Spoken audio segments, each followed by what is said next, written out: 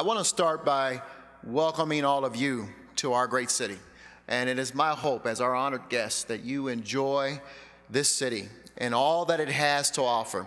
It is always our goal that when we have visitors, no matter where you come from, that when you leave our city, that you walk away knowing that Denver appreciated you, want to do everything we can to welcome you. In fact, we turned the heat up for you while we knew you were coming. And we brought the very best weather for you. This is a great time to visit our city. I also want to encourage you to get out and enjoy the largest outdoor mall in the nation, 1 mile in our city. To walk up and down, enjoy the great entertainment, the restaurants, and of course, spend as much money as you can. I would be less than the mayor if I didn't ask you to do that. You are also less than 2 miles away from one of the more dynamic gyms in our city, Cherry Creek Mall, and we want to encourage you to enjoy it as well. But see for yourself. Look west and see the mountains that you're less than 45 minutes away from. See for yourself by going into some of our great historic neighborhoods and see how the people of Denver live and why we're so attached to this great city. But we want you to enjoy yourselves. I also want to welcome, of course, Angela Giddens and Greg Principato, and of course the professor. Thank you all so very much for, I believe, raising this issue and this opportunity for the nation and indeed throughout the world around the Aerotropolis and around airport cities and around really the opportunity that lies before all of us to maximize what we have in front of us. So thank you all for your great comments. I want to acknowledge, of course, Kim Day. Thank you to you and your staff for doing such a wonderful job in putting this conference together and hosting. Would you please acknowledge Kim Day and the staff of Denver International Airport? I need to also acknowledge that we have in our midst the United States Assistant Secretary for Aviation and International Affairs, Susan Curlin. Susan, I know you're in the room somewhere. Would you raise your hand or stand up so we can all see you? Thank you for representing our President, United States President Barack Obama. Thank you for being here, Susan. I want to also acknowledge the presence of someone I had a chance to meet just a little as he arrived here in town, our mayor and our host for next year. Where is he? I know I saw him. There he is. I'm going to try this. Mayor Mangle Gangobele from South Africa, our host for next year. And I know we were joined by the premier of the Gauteng province, Namvule Makang Yane. How did I do? Come there close?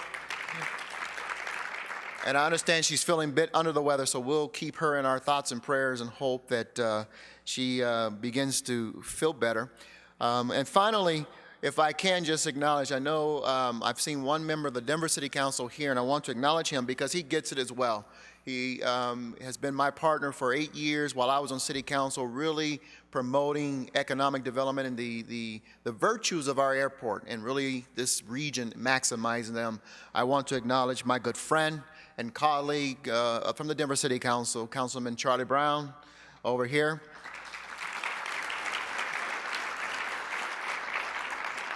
And what would be a city without the investment in our young people? And here today as my guest and guests of Denver International Airport are about 4 or 5 young people from my high school alma mater, Manual High School.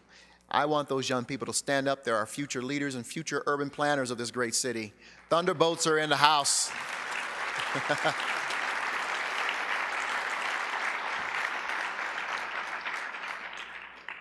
Professor Cansada, it is an honor to be with you today.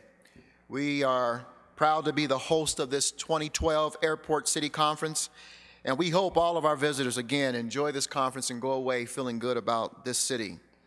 I am excited to share the vision for Denver's future.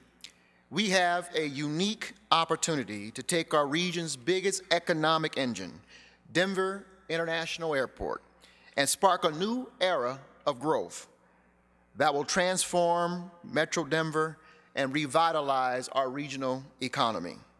Now, I don't use the phrase unique opportunity lightly. Our position is indeed unique, and I plan to discuss it in detail.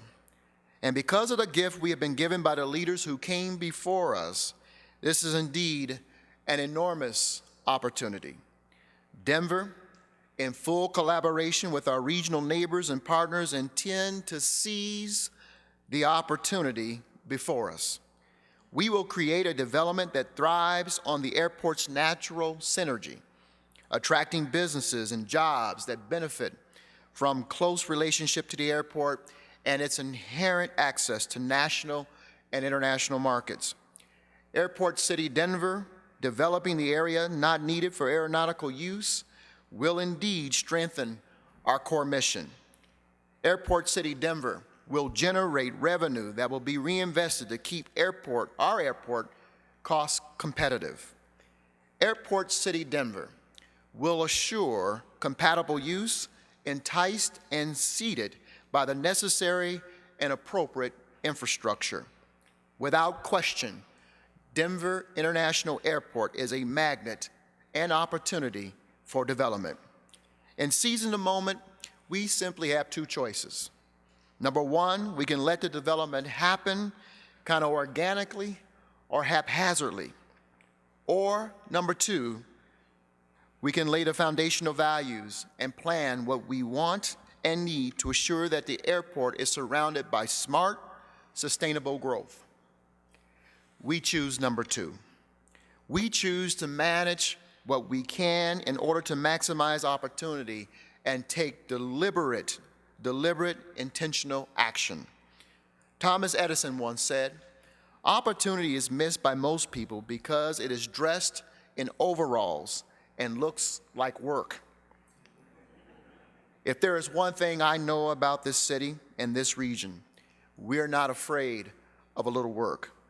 The unique opportunity before us today is not Denver's first such moment. It's not the first that required hard work and commitment.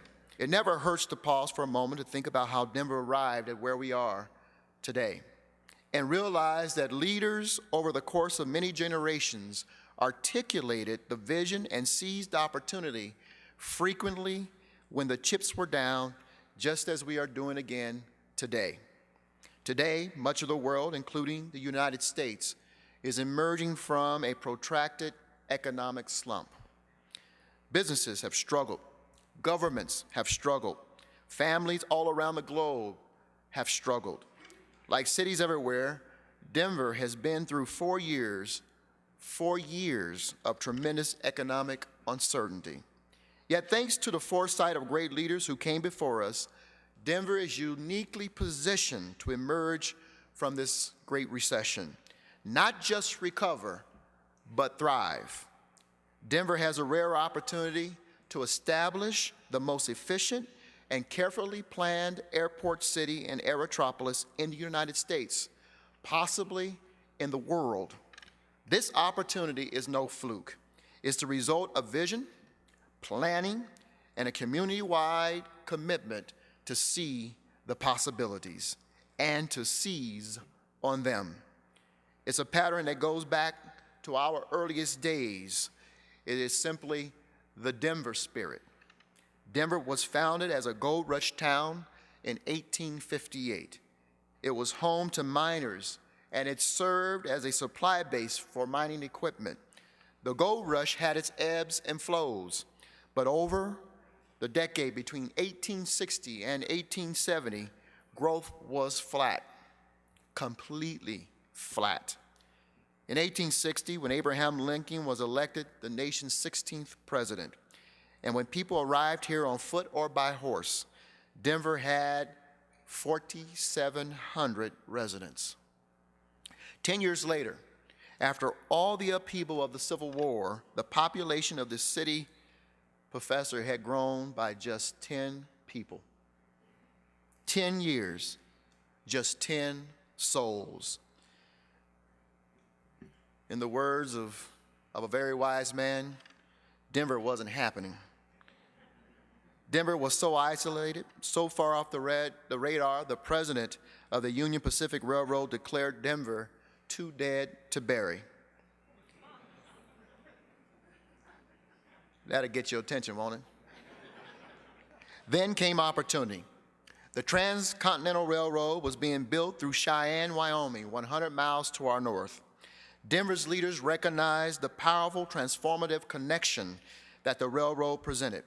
They recognized the tremendous the tremendous ability of the railroad to open up commerce and to breathe new life into the city. City leaders championed the cause. Citizens dipped into their savings. Then Governor John Evans declared that without the railroad connection, the territory of Colorado would be comparatively useless. The effort to link Denver to the Transcontinental Railroad was seen as Denver's shot at economic vitality and economic strength. Remember, this was still 33 years before the Wright brothers demonstrated that powered flight was even possible. Denver leaders knew the importance of not missing the moment, not missing the critical link to the rest of the nation. Citizens understood just as well. 1/4 of the population turned out for the groundbreaking. That first day of construction, workers, many of them volunteers, had managed to grade a full mile of the right-of-way toward Cheyenne.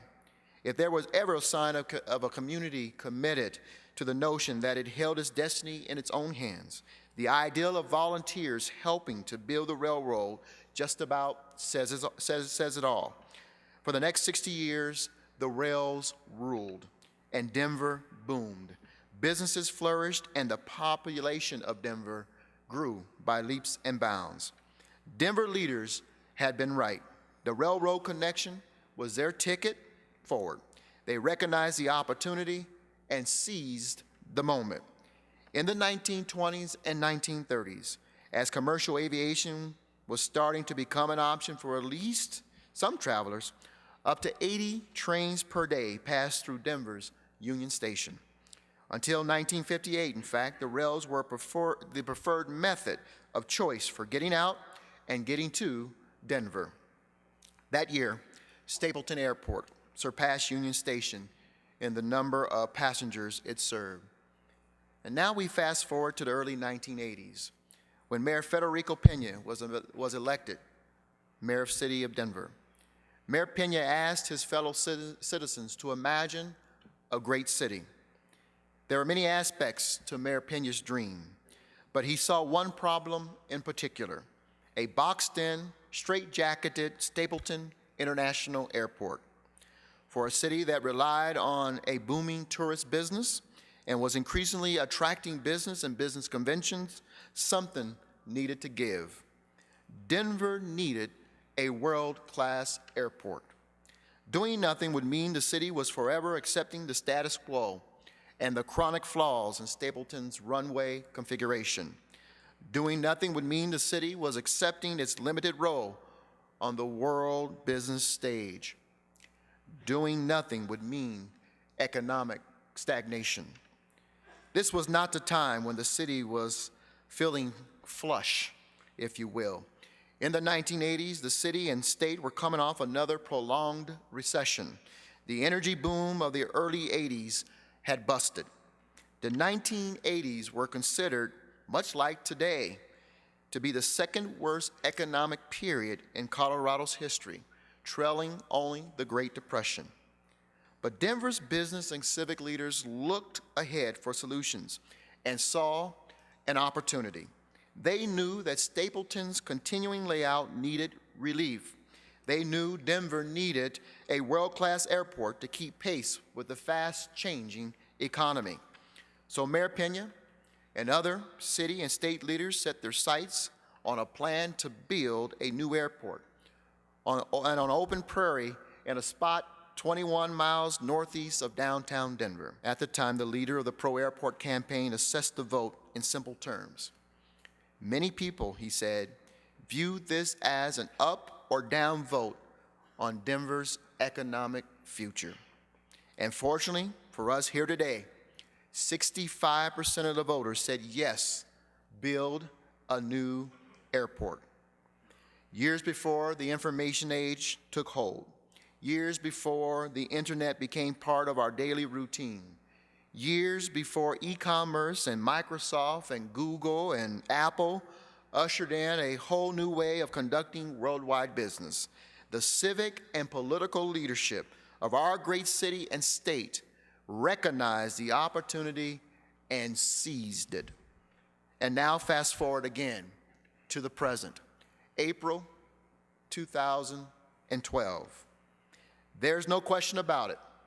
Denver's old problem of being limited by the locked-in Stapleton is officially fixed. DIA is coming off one of its best years yet. DIA works. The airport served 52.3 million passengers in 2011, almost a 2% increase over 2010 and another record, by the way, and we've been seeing the record broken just about every year. Imagine the entire population of South Africa, about 51 million people, and imagine every single resident passing through DIA in just 1 year, Mayor. Now add another 1.8 million passengers to that total. That's DIA's passenger traffic in 2011. Enough business to rank DIA 11th in the world and 5th in the United States for passenger traffic. Today, Denver International Airport is a $22 billion a year economic engine for Colorado. Operating on a sound fiscal foundation today, the future for our airport is bright, and there is room to grow. Given DIA's land, there is room to double passenger traffic to 100 million passengers or more, or double the number of runways from 6 to 12, with land left over. 17,000 acres of land left over, to be exact. Denver International Airport sits on a parcel that is 53 square miles, 137 square kilometers. That is more than twice the size of the island of Manhattan. It's the second largest airport in the world. You could fit LAX, O'Hare, Dallas-Fort Worth, and Atlanta's Hartsfield airports within the land area of DIA all at once, and still have land left over to build an 18-hole golf course. That's an airport built for the future. We have the opportunity and capability to expand, to set our sights on the future, to build the foundation for Denver's economic vitality for years to come. There's an opportunity right in front of us, and now DIA, Denver, and the entire region are poised to take the next deliberate step forward. There are 3 layers to our planning. Let me start with the first 2, Airport City and Aerotropolis. As you know, we are planning at DIA an Airport City that will take place on airport property. The Aerotropolis is the development that will take place around the airport, everything that is not on airport property. Think of the Airport City as the beating heart of a larger Aerotropolis. And what is that Aerotropolis?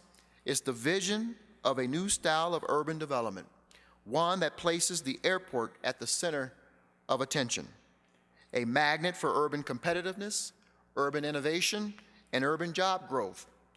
The work, both planning and implementation, of Airport City Denver is already underway. The airport's first hotel is set to open in 2015, and the Fast Tracks train will connect DIA to downtown 1 year later. The rail connection will bring transportation history in Denver full circle, whisking airport passengers to and from a spot in downtown Denver that is remarkably close to where the very first train arrived from Cheyenne in 1870. Airport City Denver and Aerotropolis have the potential to spur commercial development for decades to come. Development that will create jobs, attract more passengers, and bring more flights and more direct destinations to our great city.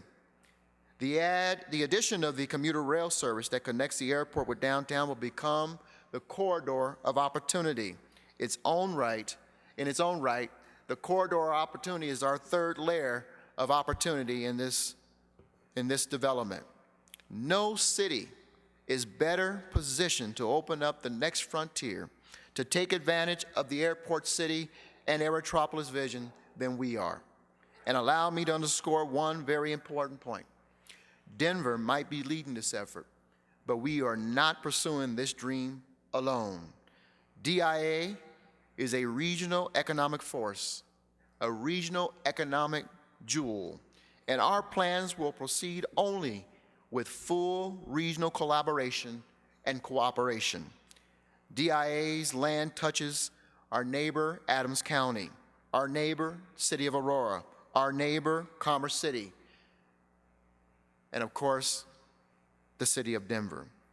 We also have critical relationships with the Colorado Department of Transportation, RTD, the Denver Regional Council of Governments, and other governments that we work with on a very regular basis. All have had a voice in our initial planning, and all will remain at the table as the work moves forward. Joint decisions now will ensure compatible growth that is in complete harmony with the Aerotropolis concept. Planning means planning together. I guarantee you that cities in this country and around the world are green with envy over our airport's chances of bringing the Aerotropolis concept to life. We have the land, we have the economic magnet, and we have the foresight and energy to make it happen. As those who came before us did, we must envision our future and take action today. That's the Denver spirit. Just as citizens of Denver 150 years ago took the reins in hand and built that railroad for the future, so too will today's Coloradoans take charge and build a 21st century Aerotropolis for generations we may never meet.